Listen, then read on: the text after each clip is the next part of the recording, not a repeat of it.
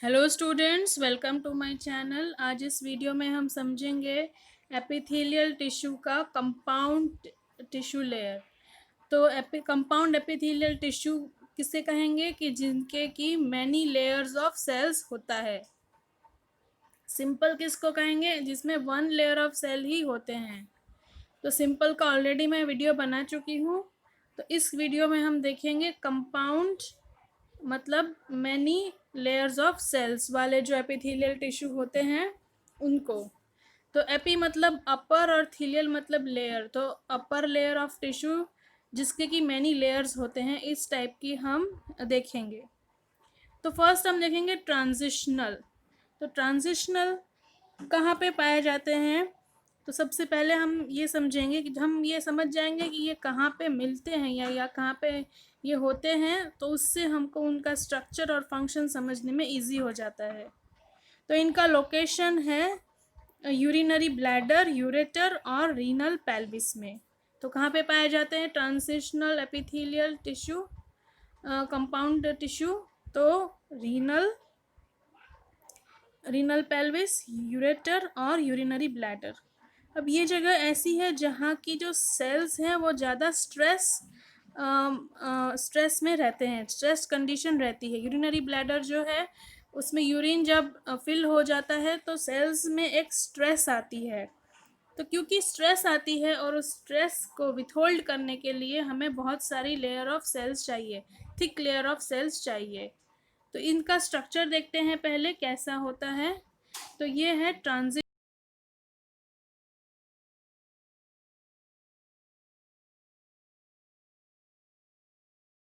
X form में देख सकते हो आप कि ये सेल्स बड़े बड़े हैं और ये जो थिकनेस है वो भी ज़्यादा है क्योंकि रिलैक्स्ड सेल्स हैं।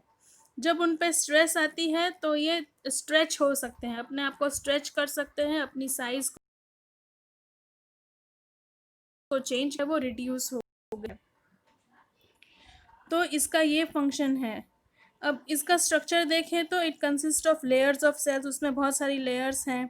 सेल्स की जो साइज़ है वो सिमिलर साइज़ के हैं और जो ऊपर की लेयर है वो फ्लैट है।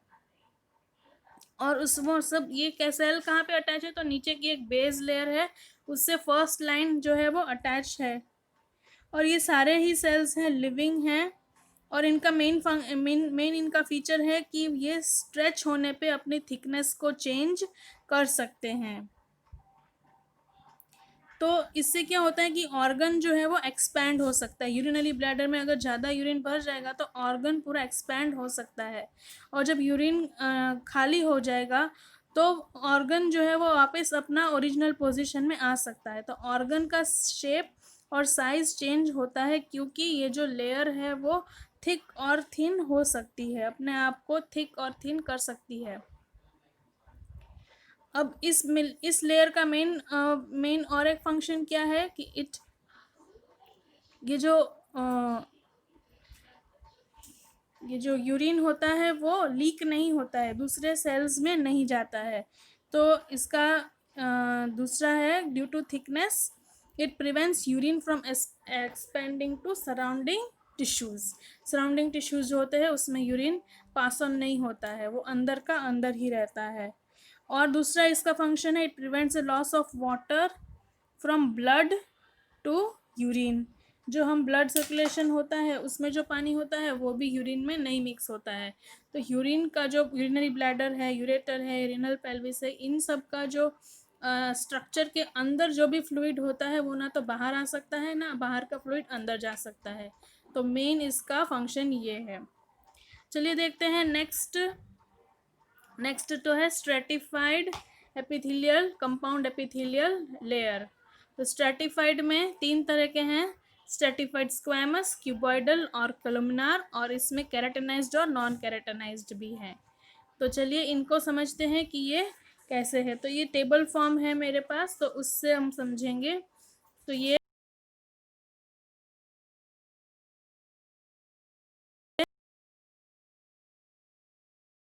स्क्वैमस एपिथेलियम का कैसा है, मेन 5 फंक्शन है उसके। तो ये बहुत ही थिक लेयर होती है और सिंपल लेयर्स होती है, सिंपल सेल्स होते हैं, उसमें कोई मॉडिफाइड सेल्स नहीं होते हैं। जैसे हमने पहले की लेयर्स में पढ़ा था, ग्लोबलेट सेल होते हैं और ये सब अलग अलग टाइप के सेल होते हैं थोड़े बहुत उसमें, पर इसमें कोई ऐसा नहीं होता है। सिंपल एपिथेलियम सेल्स हैं और large layer of many layers of cells है। तो बेसमेंट लेयर ऑफ जो जो जो सेल बेसमेंट लेयर से अटैच्ड होते हैं, वो जो लेयर्स हैं वो जर्मिनल लेयर्स होती हैं। उनमें नया नया सेल्स ग्रो होता रहता है माइटोटिक डिवीजन में, और जो पुराने सेल्स हैं वो ऊपर की तरफ बढ़ते जाते हैं। जैसे हमारी स्किन में होता है, स्किन जो है हमारी वो स्ट्रेटिफाइड एपिथेलियम है, उसमें बेसमेंट लेयर के जो सेल है वो कंटिन्यूसली ग्रो करते रहते हैं और ऊपर की लेयर में आते रहते हैं। और ऊपर की जो स्किन की लेयर्स है वो बिकॉज हम काम करते हैं हमारी बॉडी से, कंटिन्यूसली वो गिरते रहते हैं। तो इस तरह का स्ट्रक्चर होता है।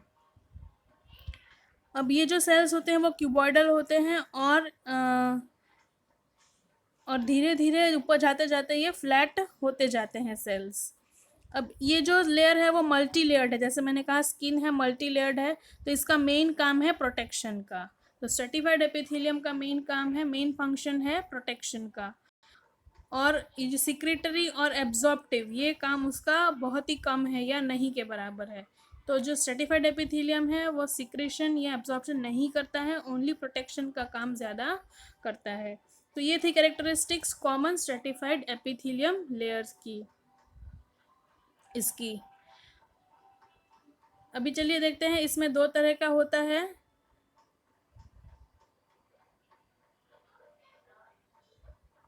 स्ट्रेटिफाइड स्क्वैमस एपिथेलियम में केराटिनाइज्ड और नॉन केराटिनाइज्ड। तो इनका पहले तो कहाँ होता है देख लेते हैं। तो स्किन है, external skin surface, lining of buccal cavity and vagina.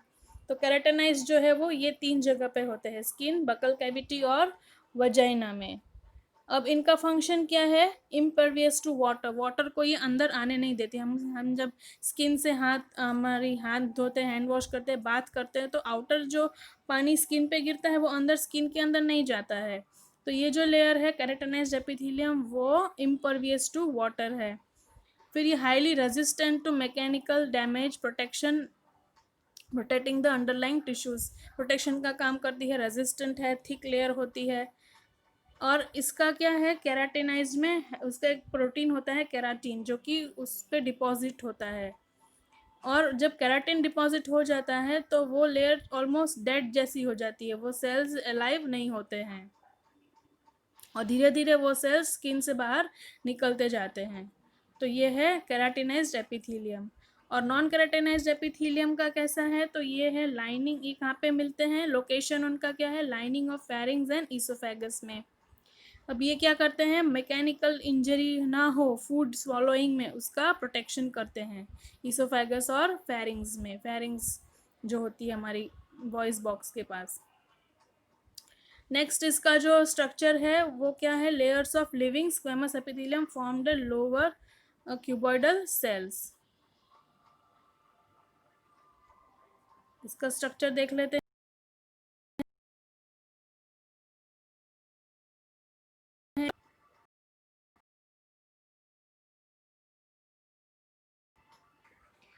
Stratified squamous epithelium दो टाइप होते हैं, केराटिनाइज्ड और नॉन केराटिनाइज्ड। तो केराटिनाइज्ड जैसे मैंने बोला स्किन का लेयर है, तो ऊपर केराटिन प्रोटीन आ जाता है। और नॉन केराटिनाइज में प्रोटीन लेयर ऊपर नहीं आता है, पर ये जो लेयर है वो भी क्यूबॉइडल सेल्स की बनी है। बेसमेंट सेल्स होते हैं इसमें, बेसमेंट सेल जो है वो जर्मिनल सेल्स होते हैं, और ऊपर जाते जाते जो ये है सेल्स हैं वो फ्लैटन होने लगते हैं। चलिए नेक्स्ट देखते हैं, स्ट्रेटिफाइड क्यूबॉइडल एपिथेलियम। तो स्ट्रेटिफाइड क्यूबॉइड तो समझते हैं, क्यूबॉइड शेप के होते हैं। स्ट्रेटिफाइड मतलब लेयर्स में है, 5 6 3 4 ऐसी लेयर्स होती हैं इनकी। तो ये है कहाँ पे मिलते हैं, इनका लोकेशन क्या है, तो इनका लोकेशन है large salivary pancreatic and sweat ducts, इनकी लाइनिंग में ये होते हैं, सलेवरी, पैनक्रियाटिक और स्वेट डक्ट्स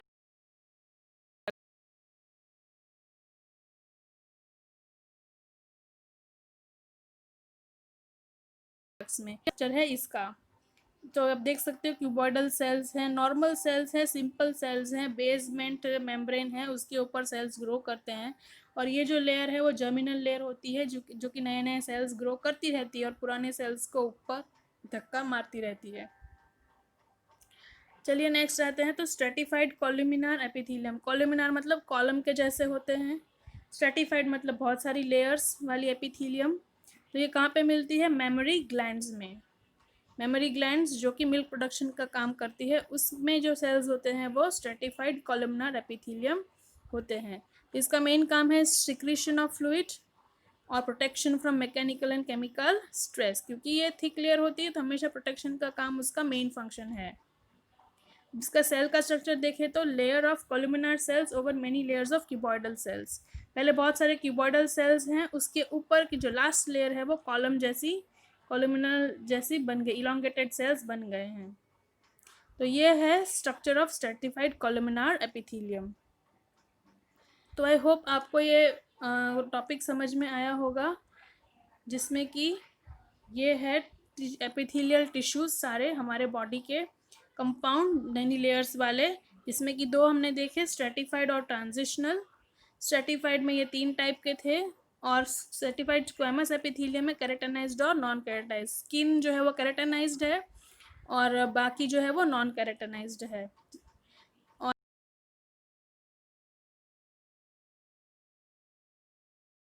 और तो ये वीडियो समझ में आया है? अगर समझ में आया है, पसंद है तो लाइक करिए, शेयर करिए मेरी चैनल को, सब्सक्राइब करिए, और कोई भी डाउट है तो कमेंट बॉक्स में ज़रूर लिखिए। ये सारे जो मल्टीपल चॉइस आता है उसमें से, इन ऐसे सारे टॉपिक्स में से बहुत सारे क्वेश्चंस आते हैं, तो अच्छे से प्रिपेयर करिए इसको। Thank you, thanks for watching.